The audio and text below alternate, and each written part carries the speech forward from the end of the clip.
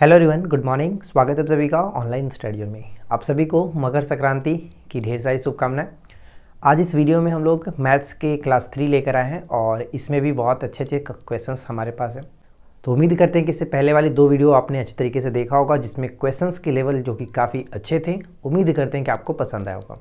लेकिन आप लोगों के वीडियो का जो रिस्पॉन्स मिल रहा है वो बहुत ही गंदा मिल रहा है यार। मुझे तो पता ही नहीं चलता कि मैं इतना गंदा भी पढ़ाता हूँ। फिर भी चलो कोई नहीं, जो लोग देखने वाले हैं वो तो देखेंगे ही, जिनको नहीं देखना है कोई बात नहीं। तो शुरू करते हैं सबसे पहला क्वेश्चन के साथ। और पहला क्वेश्चन हमारे पास ये है कि जब 17 के पावर 100 प्लस 9 के पावर 19 प्लस 7 को अगर हम 8 से विभाजित करते हैं। पहले देखिए क्या है कि 17 के पावर 100 लिखा गया है, उसके बाद 9 के पावर हमारे पास 19 है और प्लस में 7 है। और प्रश्न कह रहा है कि इसको अगर हमें 8 से डिवाइड करना हो तो हमें क्या शेषफल निकलेगा। तो कैसे करेंगे, तो सबसे पहले इसको तोड़िए। मैंने कल की वीडियो में आपको बताया था कि किसी के पावर अगर ज़्यादा है, सम और विषम सबसे पहले देखना होता है। तो यहाँ पे क्या है, आप कहेंगे कि एक प्रकार का सम है, तो सम को सबसे पहले हम छोटे पॉइंट्स में तोड़ेंगे, यानी 17 के पावर 2 तोड़ लीजिए, ठीक है। उसके बाद 9 के पावर 19 दिख रहा है, 19 क्या है, तो 19 एक विषम संख्या है, तो विषम संख्या को सबसे छोटा में क्या तोड़ सकते हैं, 9 के पावर 1 तोड़ सकते हैं। प्लस 7 को 7 छोड़िए और इसके बाद हम यहाँ पे डिवाइड बाई 8, ठीक है।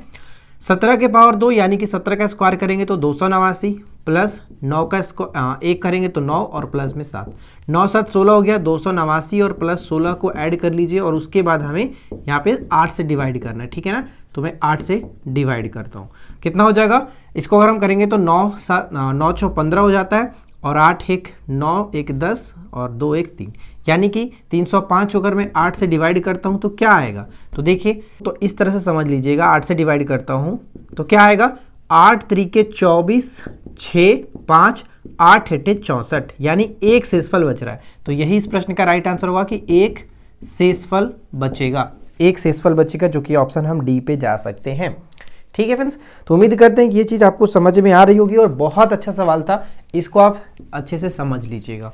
जब भी इस तरह के प्रश्न है तो सबसे पहले आप पावर जो दिख रहा हो उसको आप छोटा करिए। अगर सम है तो 2 रखिए, विषम है तो 1 रखिए, और 2 से भी नहीं जाता, अगर ये नहीं जाता तो हम लोग इसको बढ़ा सकते हैं। कल की वीडियो मैंने आपको अच्छे तरीके से बताया था, उसको देख लीजिएगा। चलिए इसके बाद आगे बढ़ते हैं कि 2 पाइप ए और बी एक टैंक को क्रमशः 2 घंटे और 3 घंटे में भर सकते हैं। तो चलिए स्टार्ट करते हैं कि ए 2 घंटे में भर सकता है, बी जो है उसको 3 घंटे में भर सकता है, ठीक है ना। दोनों पाइपों को एक साथ खोला जाता है, लेकिन 30 मिनट के बाद ए को बंद कर दिया जाता है। अब ये समझिए कि 2 घंटा जो बात कही जा रही है, तो चलो इसको हम ये करते हैं, एलसीएम ले लेते हैं। एलसीएम कितना हो जाएगा, एलसीएम 6, तो ये आपका 3, ये आपका 2, यानी कि 5। और बात यहाँ पे क्या की जा रही थी, 30 मिनट यानी आधे घंटे की बात की जा रही है। तो आधे घंटे को हम क्या करते हैं, 1/2 कर लेते हैं, 1/2, ठीक है। तो देखिए, या तो आप इस तरह से करो या फिर इसको आप मिनट में करके चेंज कर लो। मिनट में करोगे तो ज़्यादा बेटर रहेगा, क्योंकि इस तरह से यहाँ पे आपका घंटा जो है, जैसे आप 1/2 करोगे तो 5/2 आएगा, फिर वहाँ से घटाने में प्रॉब्लम हो सकता है, ठीक है। तो देखिए हम यहाँ पे इसको क्या करते हैं, ध्यान समझिएगा, इसको हम घंटा में कर लेते हैं। यानी कि जब पहला 2 घंटा कर रहा था तो 120 मिनट की बात, और दूसरा जो है 3 घंटे की बात, यानी कि 180 हम मिनट कर लेते हैं। अब दोनों का एलसीएम कितना हो जाएगा, दोनों का एलसीएम आपका हो गया 360। तो 12 3 36, 18 दूनी के 36, 3 2 5, 30 मिनट काम करते हैं, तो 30 25 150, यहाँ पे 150 कम हो जाएगा। तो बचेगा क्या हमारे पास, 0 1 2 210, 210 मिनट शेष, यानी 210 यूनिट हमारे पास शेष बचा हुआ है। अब प्रश्न में कह रहा है कि ए को बंद कर दिया जा रहा है। ए बंद कर दिया जा रहा है तो काम करेगा कौन, 210/2, यानी कि 105 टोटल अब लगेगा, 105 मिनट का समय लगेगा। लेकिन टैंक को भरने के लिए कुल कितना समय, कुल की बात की जा रही है। तो ये तो आपका हो गया कि बी अकेले इस काम को खत्म करेगा, ठीक है। बी अकेले इस काम को 105 मिनट में खत्म करेगा, लेकिन इससे पहले भी 30 मिनट काम हुआ था, तो इसमें आप 30 ऐड करो, यानी कि कितना हो जाएगा, 135 मिनट। और 135 मिनट बराबर 120 प्लस 15 करेंगे, यानी कि 2 घंटा 15 मिनट का समय लगेगा। आई होप कि ये चीज़ समझ में आया होगा आपको। तो इसीलिए मैंने बताया कि इस घंटे को आप मिनट के साथ लेकर के चलो, क्योंकि यहाँ पे जो काम किया जा रहा है वो मिनट के साथ किया जा रहा है, तो ये ज़्यादा आसानी तरीके से आप कर सकते हो, ठीक है। तो उम्मीद करते हैं कि समझ में आ गया होगा। चलिए अब इसके आगे बढ़ते हैं और नेक्स्ट क्वेश्चंस को ट्राई करते हैं। देखिए फ्रेंड्स, अगला जो प्रश्न है बहुत अच्छा सवाल है, ध्यान से पढ़िएगा।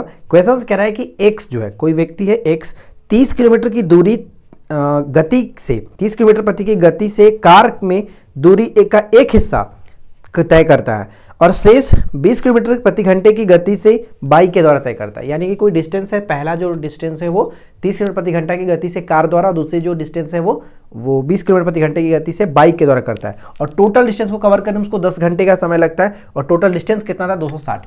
अब इसको चीज़ को समझिएगा, अगर मैं बोलूँ कि 260 किलोमीटर का टोटल डिस्टेंस था तो पहला जो हिस्सा है वो कार के द्वारा चला है x किलोमीटर, और दूसरा जो हिस्सा है वो 260 - x चला होगा। बात समझे? अब जो इस हिस्से को चल रहा है वो किस स्पीड से चल रहा था? कार के द्वारा 30 किलोमीटर प्रति घंटा, और जो बाइक के द्वारा चल रहा था वो 20 किलोमीटर प्रति घंटे की स्पीड से चल रहा था। और इन दोनों डिस्टेंस को कवर करने में उसको कितने समय लग रहा है? 10 घंटे का समय लग रहा है। बस इसी इक्वेशंस को हमें तोड़ना है। अब मैं यहाँ पे आपसे एक चीज़ पूछता हूँ, यानी जो ऑप्शंस में हमारे पास दिया गया, ऑप्शंस ध्यान दीजिए, 80, उसके बाद नेक्स्ट ऑप्शन है 150, तीसरा ऑप्शन हमारे पास यहाँ पे 160 नहीं 180 होगा, सॉरी 180 होगा, ठीक है, और चौथा ऑप्शन आपके पास 120 है। अब ये समझिए, यहाँ पे जो ऑप्शंस आप देख रहे हैं ये x की वैल्यू है, क्योंकि क्वेश्चंस पे पूछा क्या गया है? कार के द्वारा तय की गई दूरी, ठीक है, कार द्वारा तय की गई दूरी, यानी ये x जो है वो कार के द्वारा तय की गई दूरी है। अगर मैं x के जगह पे 80 रखता हूं, यहां पर भी 80 रखता हूं, तो हमारे पास 10 आना चाहिए, क्योंकि LHS बराबर RHS होना चाहिए, तभी तो कहेंगे कि ये सेटिस्फाई कर रहा है। तो चलो मैं यहां पे 80 रखता हूं, तो पहले 80/30 करूंगा तो कटेगा ही नहीं, यानी ये तो हमारा ऐसे भी गलत हो गया।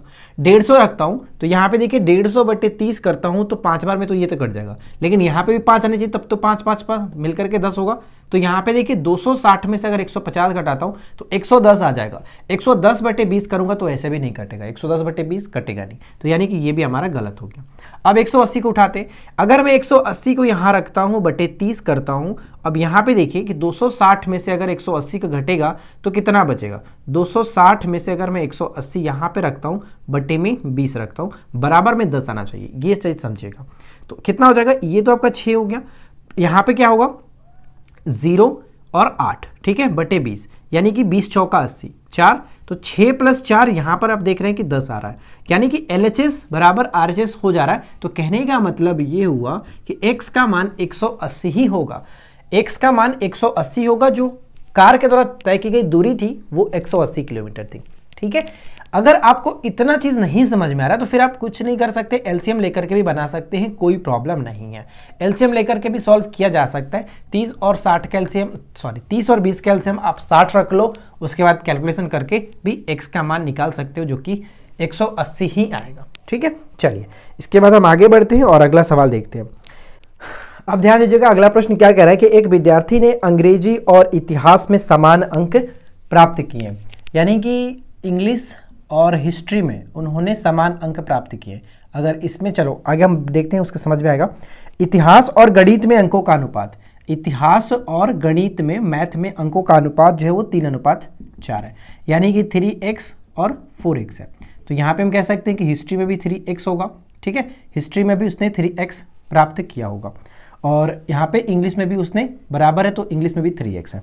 अब ये चीज़ समझिए कि उसने तीनों विषयों में कुल 60% अंक हासिल किए और प्रत्येक विषय का अधिकतम मान 100 है। तो प्रत्येक विषय का अधिकतम मान 100 है और तीन विषय हैं, तो टोटल कितनी बात हो जाएगी? यानी हिस्ट्री, मैथ और इंग्लिश है, तो 3 विषय 300 नंबर का, तो 300 का उसने 60% प्राप्त किया है। तो कहने का तात्पर्य ये हुआ कि उसने 180 अंक प्राप्त किए, ठीक है। तो हमारे पास 3 सब्जेक्ट है, एक तो हिस्ट्री है, एक मैथ है और एक इंग्लिश है, ठीक है। हिस्ट्री में उसने 3x प्राप्त किया, मैथ में उसने 4x प्राप्त किया, और इंग्लिश में और हिस्ट्री में दोनों इक्वल था, तो फिर से यहाँ पे 3x। टोटल अंक कितना हो गया? 180 के बराबर, यानी 3 3 6 और 4 10, x का मान जो है वो 180 के बराबर है, x का मान 18, x का मान 18। अब प्रश्न में पूछा क्या जा रहा है, तो बताइए कि इतिहास में उसने कितना अंक हासिल किया। इतिहास तो यही है 18 यही 54, 54 बिल्कुल सही आंसर बन जाता है, ऑप्शन सी।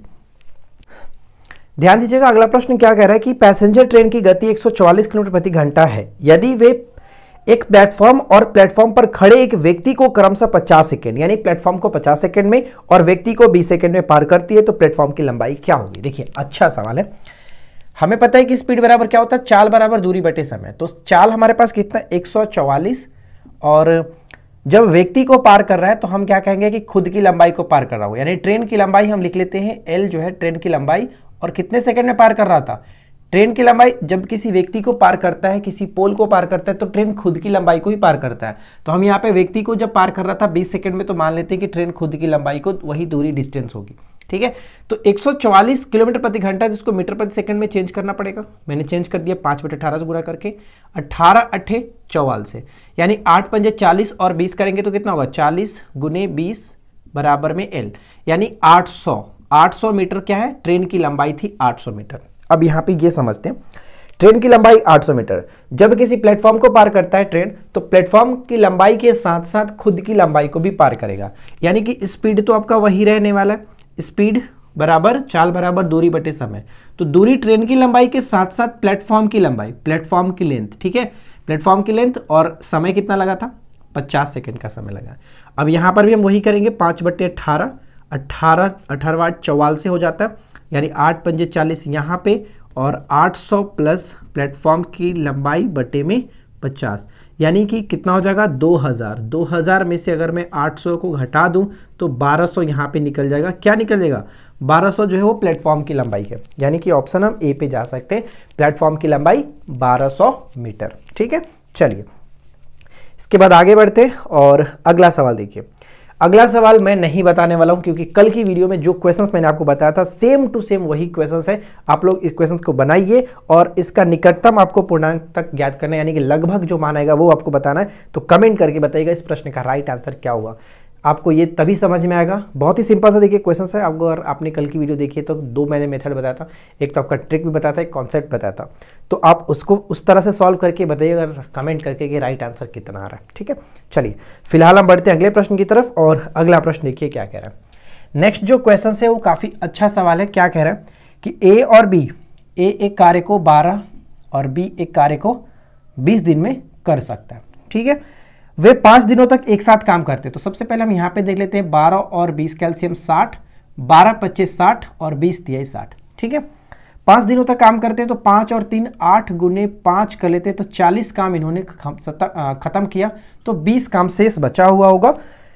फिर सी को हाथ में लेता है, यानी फिर सी जो है वो कार्य को हाथ में लेता है और शेष कार्य को 3 दिनों में समाप्त करता है, यानी शेष कार्य को वो 3 दिनों में समाप्त कर सकता है। यानी ये समझिए कि 20 जो यूनिट काम था उसको 3 दिन में समाप्त कर सकता है, 3 दिन में। तो संपूर्ण कार्य कितना था 60 था, तो 60 यूनिट को अगर उसको करना होगा तो कितना समय लगेगा, कितना गुना हो रहा है 3 का गुना है, तो इधर भी 3 का गुना कर लीजिए, 3 3 9 समय लगेगा, यानी कि 9 दिन में वो कर सकता है। ऑप्शन ए बिल्कुल सही आंसर है।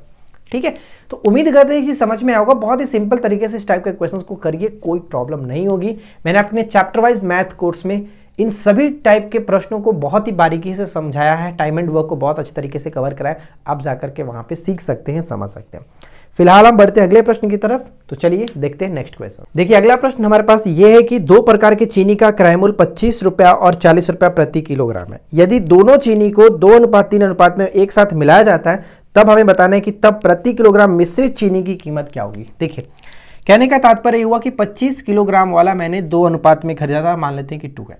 ठीक है, और यहाँ पे क्या है कि 40 रुपये वाला जो है वो 3 यूनिट में, मतलब कि 3 का जो रेशियो था उसके साथ मिश्रित किया गया, और इन दोनों को मिला करके अलग अलग जो प्रकार के चीनी थे दोनों को मिला करके 3 और 2 5 को मैं डिवाइड करता हूँ, यानी 5 से मैं मिश्रित को बेचूंगा। क्लियर, तो ऊपर में कितना हो जाएगा 25 दूनी की 50, 40 या 120 बटे में 5 कितना हो जाएगा 170 बटे 5, यानी कि 17 दूनी की 34 रुपये प्रति किलोग्राम के रेट से आप बेच सकते हैं मिश्रित किए गए चीनी को। ठीक है, तो बहुत ही सिंपल सा क्वेश्चन था, इसमें कुछ नहीं है, लेकिन क्वेश्चन पूछा गया प्रीवियस ईयर में पूछा गया था, इसलिए मैंने आपको बता दिया। चलिए इसके बाद अगला प्रश्न देखिए। नेक्स्ट क्वेश्चन क्या कह रहा है कि 14332, इससे मतलब नहीं था बट फिर भी 1432 इंटू 1425 को, इतना को क्या कह रहा है कि अगर मैं 10 से विभाजित करता हूं तो बताइए कि क्या शेषफल बचेगा। तो सबसे पहले हम यूनिट डिजिट देख लेते हैं। यूनिट डिजिट क्या है 2, कुछ तो मिस्टेक हो रहा है, हाँ कुछ तो मिस्टेक हो रहा था, यहाँ पे 3 2 है, 2 3, और उसके बाद यहाँ पे क्या है लास्ट में यूनिट डिजिट देखिए 5 है, यानी कि 2 गुने 3 गुने 5 कितना हो जाएगा 5 3 15 दूना 30। अब लास्ट में 0 आ ही रहा है तो 10 से डिवाइड करोगे तो क्या होगा, कोई शेषफल बचेगा ही नहीं। तो यहां से आप सिंपल था ये भी देख सकते थे कि 5 और 2 जब दिख गया तो लास्ट में आपका 0 आएगा। 0 को अगर लास्ट में 0 से डिवाइड कर ही रहा हूं तो कुछ शेष नहीं बचेगा, यानी कहने का मतलब यहाँ पे 0 शेष बचेगा। ऑप्शन ए हो जाएगा करेक्ट आंसर। चलिए इसके बाद अगला प्रश्न है, बहुत अच्छा सवाल है, ध्यान से करिएगा कि स्टेशन ए है, स्टेशन ए से चलने वाली एक लोकल ट्रेन में महिला यात्रियों की संख्या, यानी कि जो महिला यात्री थी, महिला यात्रियों की संख्या पुरुषों की आधी थी। तो मान लेते हैं कि देखिए इस तरह से एक हम तरफ से मेल मान लेते हैं, एक तरफ से फीमेल मान लेते हैं, ठीक है। तो महिला अगर क्या कह रहा है, महिला यात्रियों की संख्या पुरुषों की आधी थी तो पुरुष 2x मान लेते हैं इस तरह से। अब प्रश्न में यह कह रहा है कि अगले स्टेशन पर, जब अगले स्टेशन पर ट्रेन पहुंची, यानी यहां से लेकर के यहां तक जब पहुंची, अगले स्टेशन पर 10 पुरुष यात्री ट्रेन से उतरते हैं, पुरुष यात्री उतरते हैं, यानी कि 2x माइनस 10 और उसमें 5 महिला यात्री चढ़ती हैं। तो 5 महिला यात्री x जो था उसमें 5 महिला यात्री चढ़ गई। अब प्रश्न में यह कह रहा है कि जिससे पुरुषों और महिलाओं की संख्या बराबर हो गई। बस क्या है, कुछ नहीं है यार। अब इसको सॉल्व कर लीजिए। x को मैं इधर लाता हूं तो x हो गया, राइट साइड में आपका 15 हो गया, ठीक है, यानी x का मान 15 निकल गया। क्वेश्चंस में पूछा क्या गया था, तो बताइए कि तो स्टेशन ए पर, यानी स्टेशन ए पर लोकल ट्रेन में प्रवेश किया गया था कितने व्यक्ति थे, यानी कि कितने यात्री प्रवेश किए थे। तो 2x प्लस x यानी कि 3x, और 3x का मतलब क्या हुआ, x का मान 15 है तो 15 तिया 45, टोटल 45 लोग पहले स्टेशन पर चढ़े हुए थे, ठीक है, महिला और पुरुष मिला करके। चलिए इसके बाद अगला प्रश्न देखिए, नेक्स्ट क्वेश्चन देखिए, कक्षा में 60 छात्र हैं। चलिए ये भी क्वेश्चन अच्छा है, ये हम समझते हैं इस तरह से, वेन डायग्राम आपको पता होगा। टोटल 60 छात्र हैं, टोटल 60 छात्र हैं, इसमें से गणित और रसायन विज्ञान की बात की जा रही है तो एक इस तरह से हम बना लेते हैं, क्लियर। तो एक तरफ मान लेते हैं कि आपका मैथ हो गया और ये आपका हो गया केमिस्ट्री, राइट। अब ये समझिए कि उनमें से 35 छात्र गणित पढ़ते हैं। देखिए एक होता है केवल गणित पढ़ते हैं, एक होता है गणित पढ़ते हैं। तो गणित का मतलब अगर केवल की बात करता है तो केवल और केवल गणित मतलब कि वो सिर्फ और सिर्फ मैथ पढ़ते हैं, इसमें एक्स्ट्रा कुछ नहीं होगा, जो कि ये पोर्शन होता है, सिर्फ और सिर्फ मैथ पढ़ने वाले ये हो गया। अगर कह रहा है कि गणित पढ़ते हैं तो ऐसा नहीं है कि वो इसमें ये नहीं कह रहा है कि वो इसके मैथ के अलावा कुछ नहीं पढ़ते हैं, हो सकता है कि मैथ के अलावा वो केमिस्ट्री और भी सब्जेक्ट पढ़ते हो, तो इस चीज को ध्यान समझिएगा। तो 35 छात्र गणित पढ़ते हैं, 20 छात्र गणित और रसायन विज्ञान दोनों पढ़ते हैं, यानी दोनों पढ़ने का मतलब कि ये 20 इसके अंतर्गत आएगा, दोनों पढ़ते हैं 20 इसमें। तो क्वेश्चंस में जब स्टार्टिंग में कह रहा है कि 35 छात्र मैथ पढ़ते हैं, तो केवल मैथ तो नहीं कह रहा था ना, तो 35 छात्र मैथ पढ़ते, तो यानी कहने का मतलब केवल और केवल 15 छात्र जो होंगे वो मैथ पढ़ रहे हैं, 15 केवल मैथ और 20 जो कि आपके दोनों पढ़ रहे हैं। तो टोटल हो गया ना कि 15 और 20 मिलाकर के 35 छात्र जो कि मैथ पढ़ रहे हैं, मैथ पढ़ने वाले हैं, यही तो कह रहा था।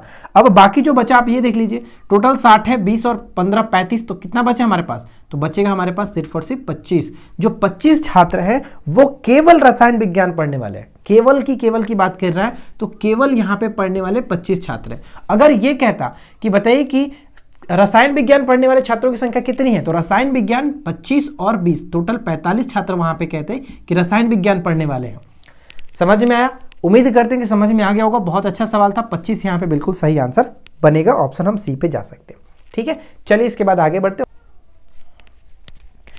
देखिए फ्रेंड्स, आज के इस वीडियो का आखिरी प्रश्न हमारे पास ये है कि 2x क्यूब प्लस, ध्यान समझिएगा, 2x cube plus 4x square plus 2ax plus b, ये जो है पूरी तरह से किससे डिविजिबल है, एक्स स्क्वायर माइनस 1 से पूरी तरह से विभाजित है।